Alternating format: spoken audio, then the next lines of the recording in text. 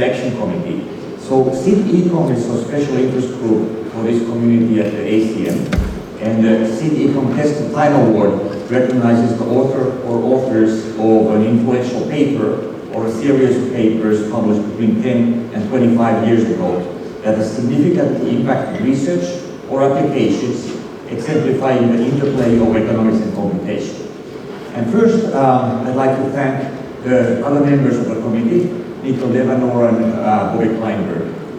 Thank you very much.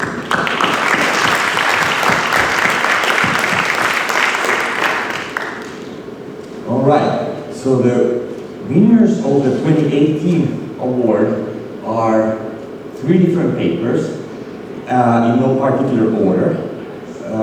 Halvarian with position auctions, published in the International Journal of Industrial Organization. What? This one also? Okay. All right, double mic. I feel like Donald Trump. Okay, great. Look better. Even better. Thank you. Okay, great. So, and the second paper is by Benjamin Edelman, Michael Ostrovsky, and Michael Schwarz, Internet Advertising and the Generalized Second Price Auction, Selling Billions of Dollars Worth of Keywords, published in the American Economic Review.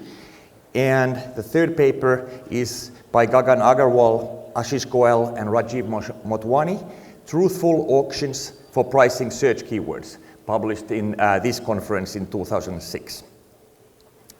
At the time of the writing of these papers, the Generalized Second Price Auction had become the most common form of selling sponsored search advertising, totaling tens of billions of dollars per year. Yet the game theoretic properties of the mechanism were not understood. It was known that bidding truthfully is not the best strategy for an advertiser, but it was not known how an advertiser should bid. It was also not known what the revenue and efficiency properties of these mechanisms are. These 3 papers independently introduced the first game theoretic models and analyses of the mechanism. This laid the groundwork for a large body of papers that followed, a literature that remains active to this day. That groundwork also ended up serving as a first step towards studying improvements to the vanilla GSP mechanism, and today basically all sponsored search auctions use enhanced GSP variants. So let's give a big hand to the winners, and why don't you come here and we'll take a picture with plaques and your checks.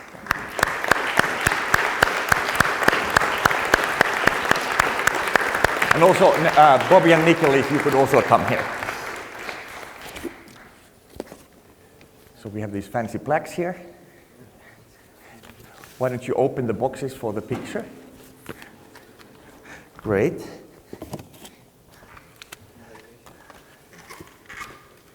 And we have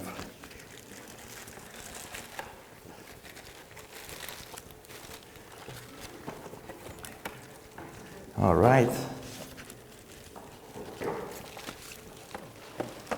Great.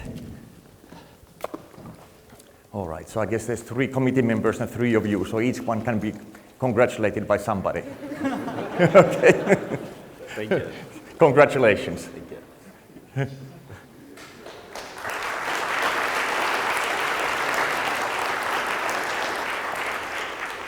Okay, and in what follows, we're going to have 2 of the winners present kind of a presentation on the papers and giving a little perspective of what's happened since then. So I'm going to let go over the floor and get Gagan to come and start. So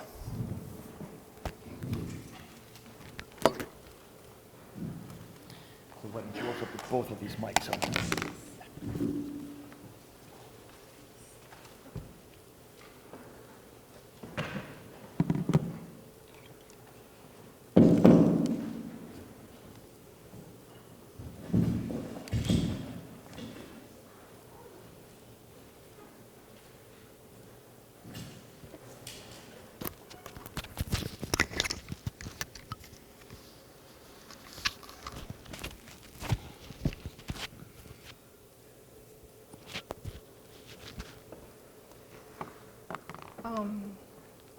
It is a great honor to receive this award.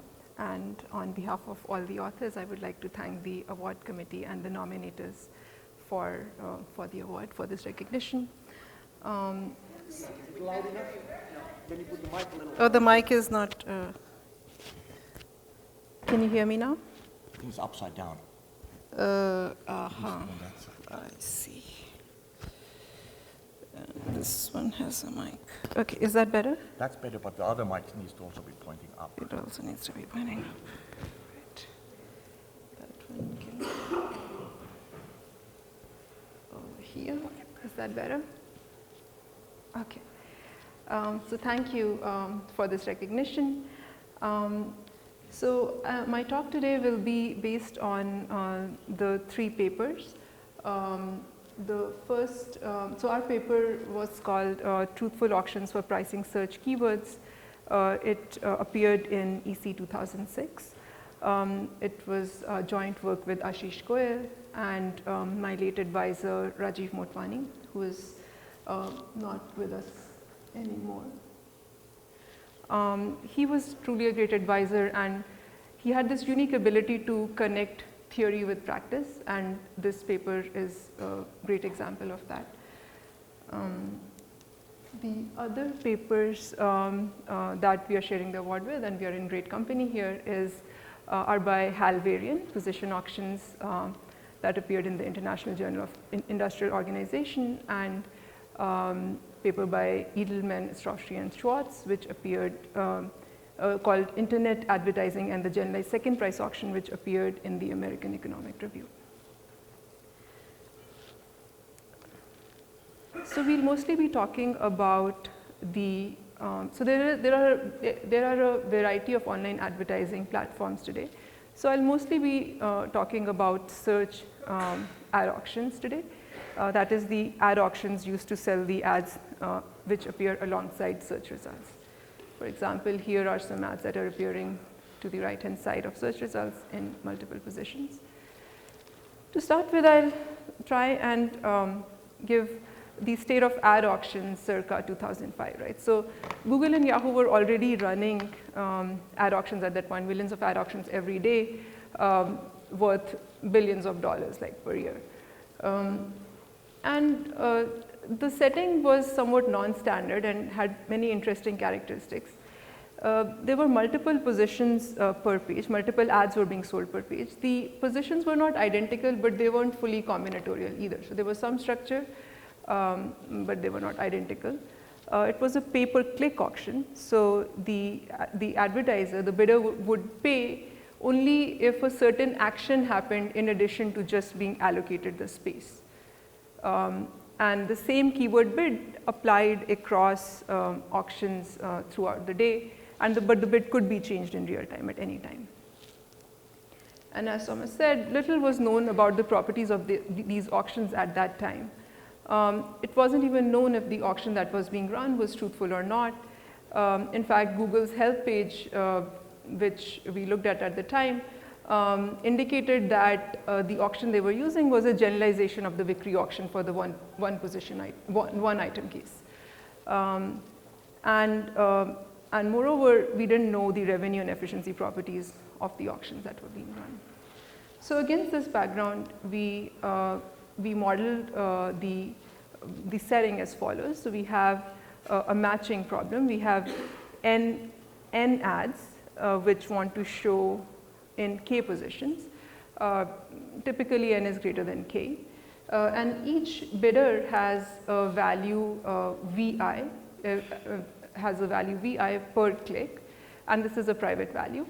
In addition, both the search engine and the bidder are assumed to know this value CIK, which is the click-through rate of ad I on position J. So it's a probability that an ad I, if it gets shown on position J, will get clicked.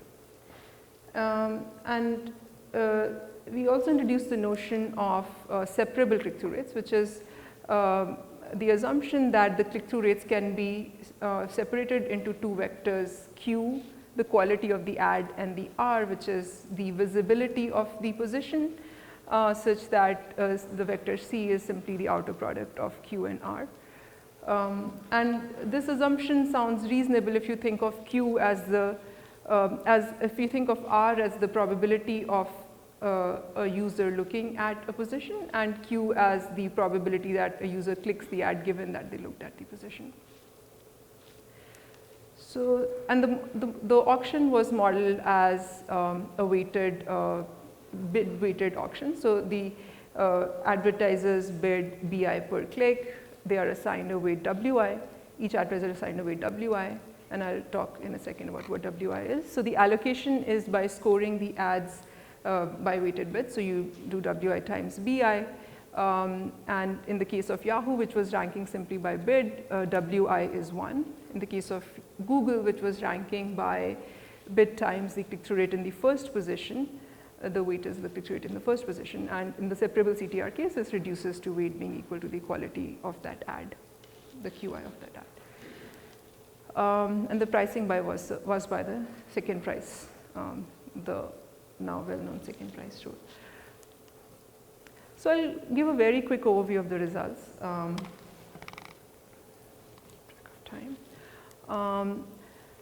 So as I said, it wasn't known whether this auction was truthful or not. In fact, we can, if you could show using a very simple example that this auction was not truthful. So then the question was, can it be made truthful? Like, does the allocation have a truthful payment rule? And the answer is yes. For the separable case, you can simply use the VCG payment rule. For the non-separable case, we gave a laddered payment rule, which can also be derived from the Holmstrom's lemma, for example. So okay, we have a truthful auction which is not being used in practice. So what is being used in practice is this generalized second price auction. So what can we say? So the next question we asked was, what can we say about the properties of this auction? Can we say something about the revenue and efficiency of this auction? And for that, we did an equilibrium analysis. A quick definition, a Nash equilibrium is a set of bids such that no bidder can increase her utility by changing her bid. So all the three papers showed that the revenue equivalence theorem for VCG and GSP in the separable case, that there exists an equilibrium of GSP which has the same outcome in allocation and payments as VCG. In addition, the Varian and Edelman et al. Paper also defined this very interesting notion of a symmetric equilibrium or a locally envy-free equilibrium. In fact, these definitions are exactly the same, made simultaneously.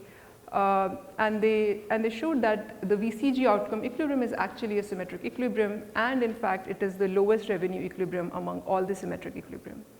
And there is a one-to-one mapping from these symmetric equilibria to stable matchings.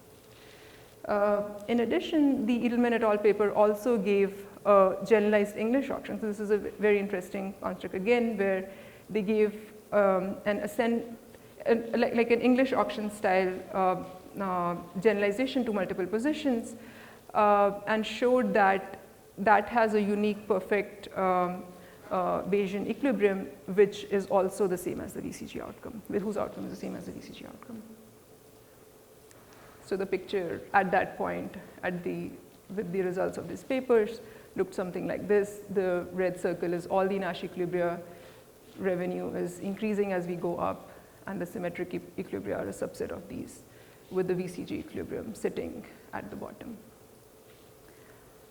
Okay, so these were early papers in this area, and subsequently research evolved in many interesting directions. So some broad themes emerged.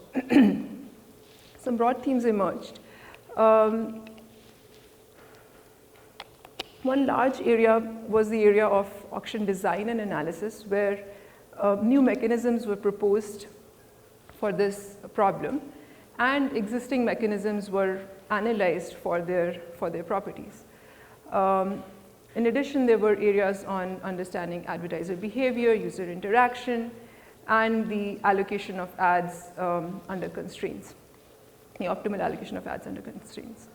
So instead of going into these papers in detail, which is impossible in a short talk, I will try and give a flavor of how lessons from this work have been useful in practice. And I'll do this through 3 examples from so 3 broad areas: mechanism design, incentive analysis, and understanding advertiser behavior.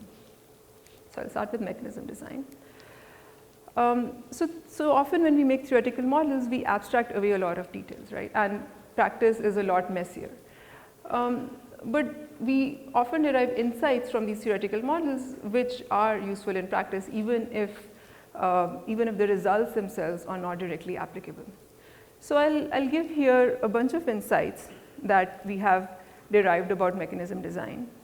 This community has derived about mechanism design, and which we have found useful in practice. So I'll start with a list of insights, and then I'll say how they were useful in practice. Note that I'll list a few citations. They are by no means exhaustive. I just cannot do justice to the vast literature in this area, but they are just there to give a flavor of the work on these topics. So the first insight is regarding incentives, in particular incentives of GSP, like how, so it's not a truthful auction, but does it have any redeeming qualities? So one redeeming quality is that it is robust to local bid manipulation. An advertiser has to pay the minimum bid required to keep its position. So the advertiser cannot locally change its bid and get a better position and get the same position for less money. And this is something that the first price auctions, for example, don't share. First price auctions are susceptible to local bid manipulation. The next insight is regarding efficiency. And here a line of work, a very nice line of work, shows that the efficiency of GSP is within a constant factor, in fact a small constant factor of VCG, right? And then next thing I talk about is revenue, where a line of work shows that reserve prices can help increase the revenue of GSP, just like VCG, and in fact under certain conditions you can get optimal revenue using optimal reserve prices. Similarly, Lahe, Pennock, and Mahdi and Sundarajan show that squashing can help get more revenue under certain conditions. So squashing is this thing where instead of ranking by bit times click-through rate, you rank by bit times some other function like click-through rate to the alpha, where alpha is not equal to 1, smaller than 1 or bigger than 1. So there's also work on designing, on modeling CTRs in a different way, not independent CTRs, but maybe like Markovian models of CTRs. And the insight here is that the CTR model really matters in the design of mechanisms. Alternate CTR models lead to very different mechanisms. There was also work on studying non-quasi-linear bidders and hybrid mechanisms for such bidders, as well as work on handling budgets, in particular on optimizing the spend of budget-constrained advertisers. So these, so next I'll talk about how we can use these insights, how we've been using these insights in designing mechanisms in the real world. So the first, first example is in tuning existing mechanisms for different objective functions, right? So the first, I guess, success story was, maybe not the first success story, but one of the success stories was AdSense, which used to use a version of GSP, a kind of complicated version of GSP, switched to the VCG auction a few years ago. So there was an analysis done based on the benefits of VCG and the costs of switching to VCG, and we ended up switching. So the AdSense auction. So the AdSense auction shows, for those who are not familiar, the AdSense auction shows ads on web pages across the web. So for example, here, these ads are AdSense ads. So there are like auctions runs for these ads, which are now run using the VCG auction. Right. So another example in trying to tune existing mechanisms is trading of revenue with efficiency. And as I mentioned, we know that reserve prices and squashing can help here. So these are again insights which are actually used in practice to try and trade off revenue and efficiency. The next is handling advertiser budgets, and all the work on budget handling across queries has been very useful in improving this. The next was exploring different mechanisms. So we are running a particular mechanism, we want to explore using a different mechanism, and this is something that is facilitated by the existence of hybrid mechanisms. So another way we want to change mechanisms is where we want to extend the mechanisms to more complicated settings. For example, Google, for example, used to show homogeneous ads on its search ads page, on its search page a few years ago, but then it switched to showing non-homogeneous rich ads on the page, which looks something like this. For example, the top ad has 2 site links within it. The second ad has some star ratings on it, or even more complicated settings with ads which have pictures and prices and text ads in the same frame, or things like this, right? So now our setting is much more complicated, and we need to design an auction that does not disrupt the existing system. So there are millions of advertisers who are already bidding in this system. So we cannot just change the auction in a way that disrupts their experience. So we want to extend the auction in a smooth way. And here our understanding of the essential properties of GSP on which the bids hinge is key. And this is something that our community has contributed to greatly. So finally, in mechanism design, we want to sometimes design mechanisms for new settings. Here, we have complete freedom to do whatever we want, right? But here again, the principles that we know guide us in what we want. For example, we want efficiency, revenue, incentive properties. So we know how to optimize these things. We also have more practical concerns like compatibility with constraints, extensibility, interaction with downstream systems, implementation complexity, etc. And again, the whole theory that we have developed for mechanism design and our experience with practice helps in choosing mechanisms for these new settings. I'll next talk about incentive analysis. So this is like the other side of the coin, where in mechanism design you are actively designing for a new problem or for a new setting. Here it's trying to evaluate ideas that organically arise and see if they make sense, right? And one of the contributions has been in raising awareness of incentive issues and the importance of analyzing the strategic behavior of advertisers. So it not only helps us decide which ideas to pursue, it also helps us decide which ideas not to pursue. It's easy to measure the short-term impact of ideas, but advertisers obviously change bids in response to changes that we make, and we need to reason about the strategic behavior of advertisers in order to estimate the long-term impact. For example, a first price auction would look great when you evaluate it on its short-term impact, because revenue would suddenly go up, everything else would stay the same. But when you think about the long-term consequences, it may or may not turn out to be that great. So which leads me to the last topic of my talk, which is on understanding advertiser behavior.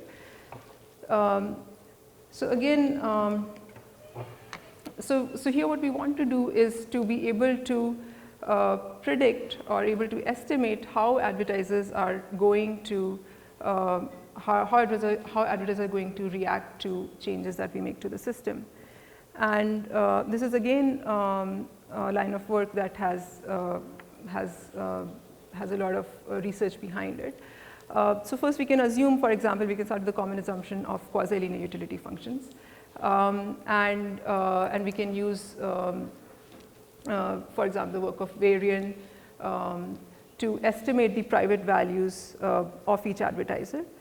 And even so, we'll have to like figure out at what granularity the advertisers are making bit changes and so on, right? So even assuming equilibrium.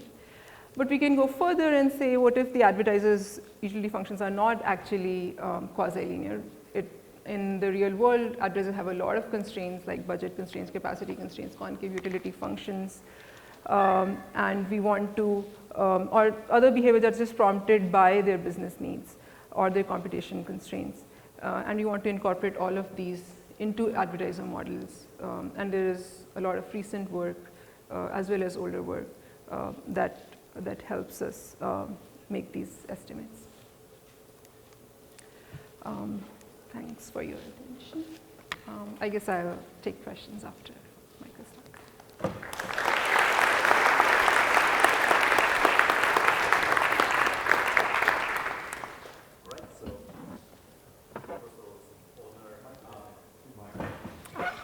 I have 2 mics.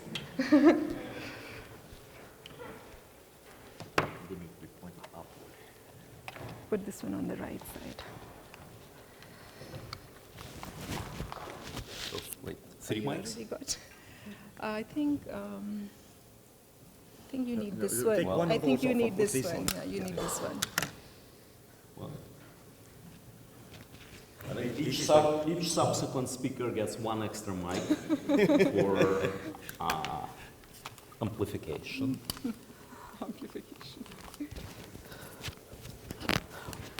Okay, so first of all, it's an honor and a pleasure to be receiving this award. I would like to thank the committee. And I will do something slightly unusual. I'm not going to use the slides. So this slide will stay on all the way up to the time when we actually will get to the questions. And I imagine questions would be quite short because I'm the one standing between you and lunch, which is a really dangerous position to be in. So I will talk a little bit about kind of the aftermath from those papers, both in terms of kind of the impact on academic literature, but more so in terms of impact on our profession or our professions, both economists and computer scientists, and the impact on industry. And I'll also entertain you with some anecdotes and philosophizing. So first of all, so the paper, my paper joined with Edelman and Ostrovsky. It's called Internet Advertisement and Generalized Second Price Auction, selling billions of dollars worth of keywords. We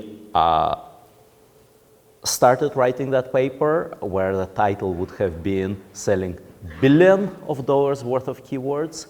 If we were to write this paper today, it would have to be titled Internet Advertisement and Generalized Second Price Auction, selling hundreds of billions of keywords. So there's really incredible exponential growth in that industry.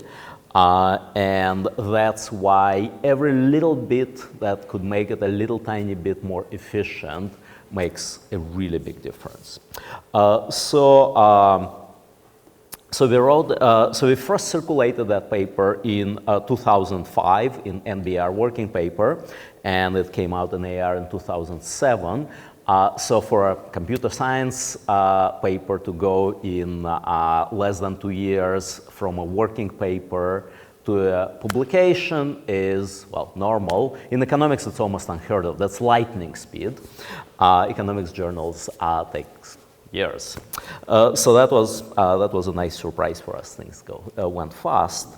And things went fast in many ways. After I wrote this paper, so I started out in academia. I was an economics professor at Harvard. Both Michael Ostrovsky and Ben Edelman were PhD students at Harvard. Michael Ostrovsky is now a professor at Stanford Business School, and Ben Edelman is now a partner at Microsoft.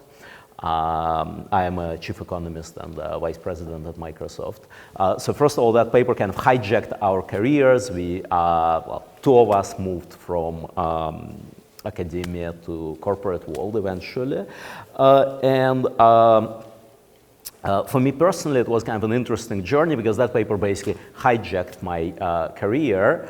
Because after I wrote this paper, folks from Yahoo, I had just casual lunch with Chilu, who was basically running Yahoo technical infrastructure for ads. And at that time, Chilu wasn't the famous Chilu that we know today.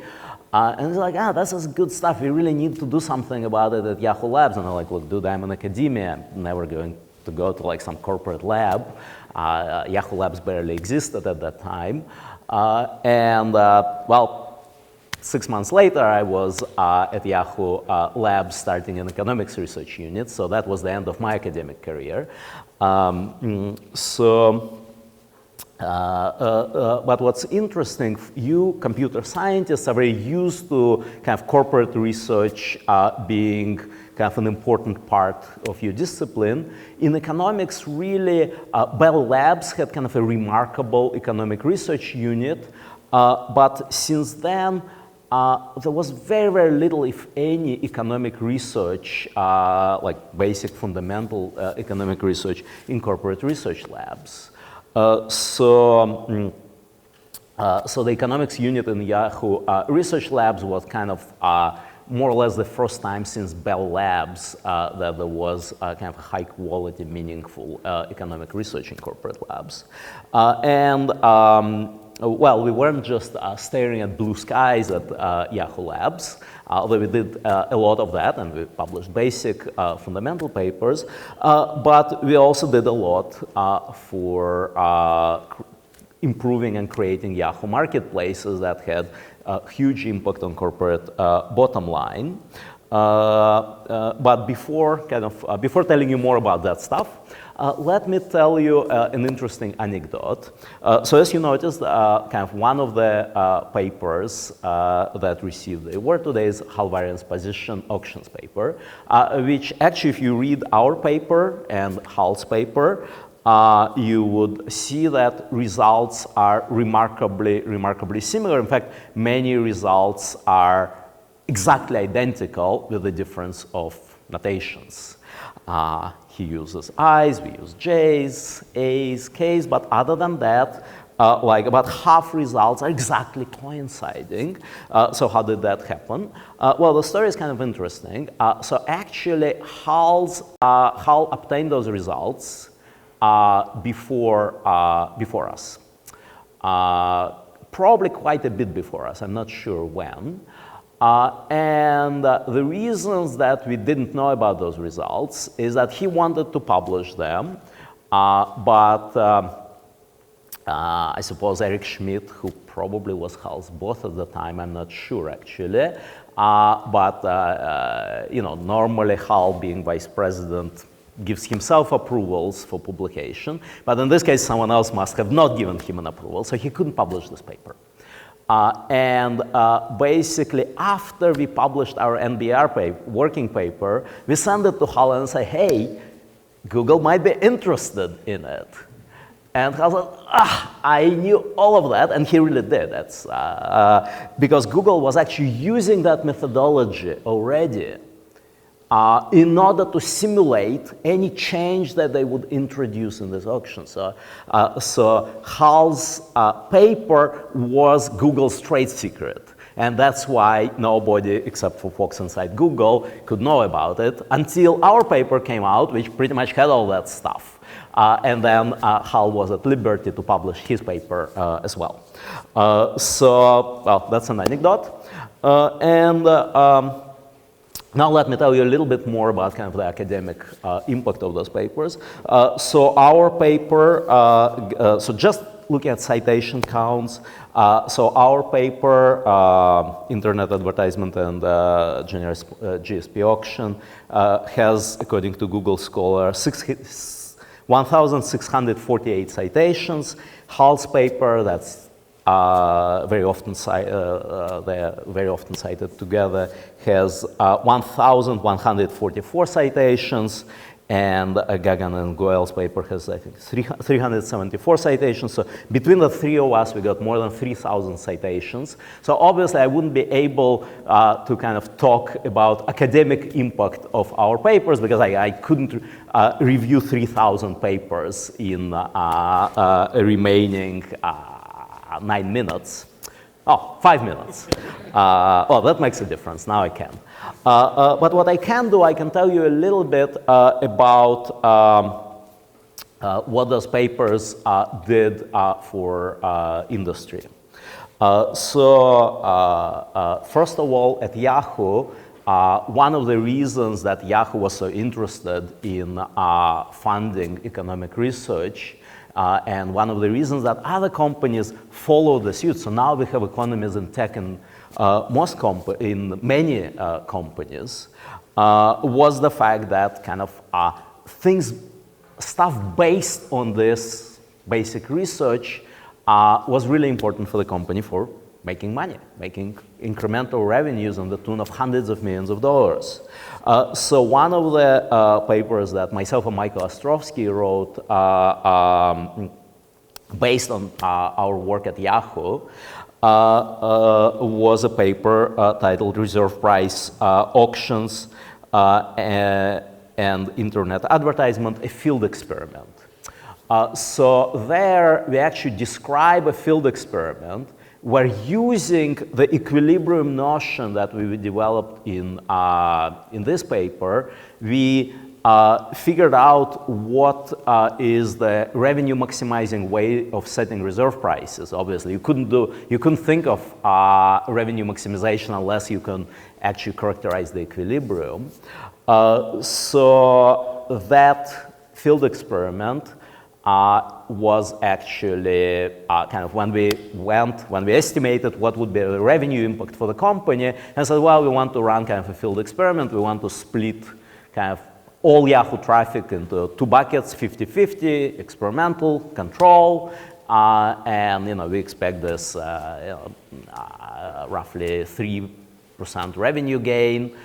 So that's it, and our executive said that's the first time it ever happened to me in many, many years in corporate settings. Our executive said, wow, that's going to be a really expensive experiment to put half of our traffic into the control bucket because the treatment bucket is expected to make so much more money. So why won't you keep the control bucket at 5% and change the remaining 95% into the treatment? I'm like, well, scientifically speaking, I can see that's not obvious, but this is the first time I see an executive actually wanting a bigger experiment, so okay, let's go for it. So we did it, and actually I was kind of scared putting so much company revenue at risk, which was basically most of Yahoo revenues. But it worked out beautifully. And we all got bonuses, and the paper got a bunch of cites. And Yahoo made extra hundreds of millions of dollars. Why I'm telling you this? By the way, what happened next is that our paper describing it got noticed in places that we never notice. So, for example, we learned that some folks in Baidu whom we never met before and who haven't been that much to the West. I think one of my co-authors met them in Ed Workshop, in 7th Ed Workshop in San Jose. I think that was Sang, Zong, and Deng. They actually wrote a paper about an experiment with reserve prices that they did in Baidu. So apparently, and they carefully read our paper and they basically adjusted kind of those results and implemented in Baidu. And then we learned that at Yandex, and well, myself being originally from Russia, and Michael Ostrovsky is also originally from Russia, you would think that there would be some Yandex connection, but actually there's none.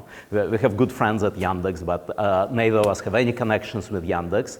And at some point we learned that, well, folks at Yandex also carefully read that paper and also implemented reserve prices based on that. So you see kind of the impact of that work in corporations around the world.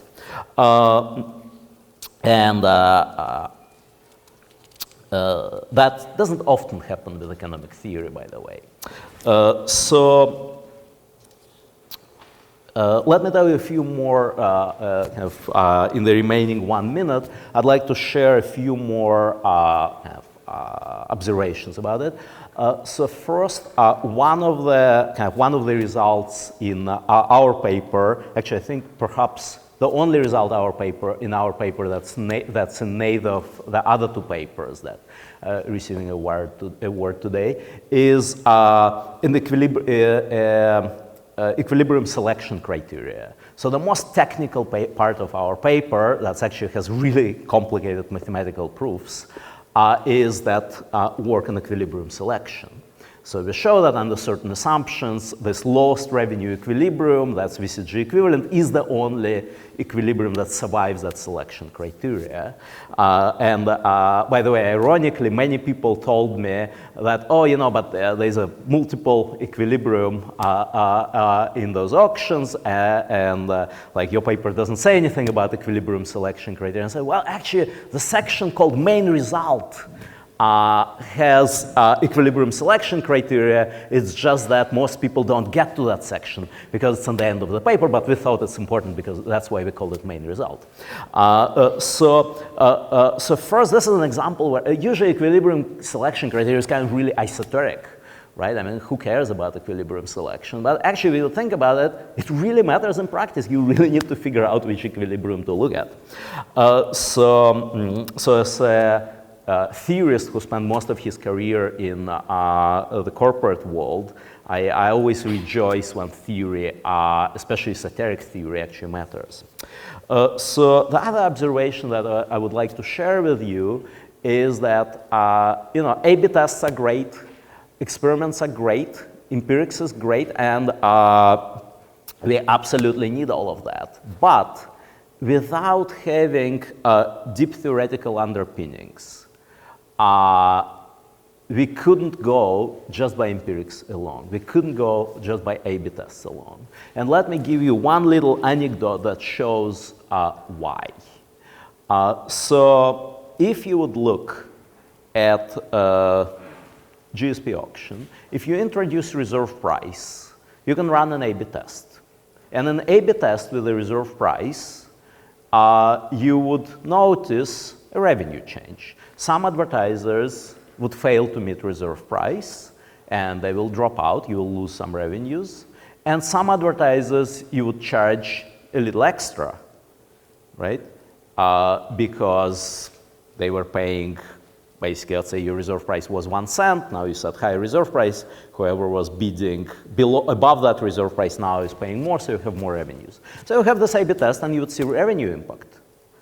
And it could be positive, it could be negative, right? So if it's positive, you could rejoice. If it's negative, you could be sad and decide it's a bad idea. But here's an interesting factoid that's true both in theory and in practice. Whatever you will see on that quick A/B test is complete rubbish and dramatically underestimates the revenue impact. Because there's a theoretical result that also bears out empirically, that when you introduce reserve price, vast majority of, and we have that, the theory for this result I have in a joint paper with Ben Edelman, also in AR papers and proceedings, where we show that once you introduce reserve price, the incremental impact that you derive, the additional revenues, almost none of that comes from the bottom bidder. Almost all of that comes from the fact that all bidders would react and would increase their bids. Not just the bottom guy, even the guys who are bidding way above the new reserve price. Because the guys at the bottom might increase their bid, that trickles down.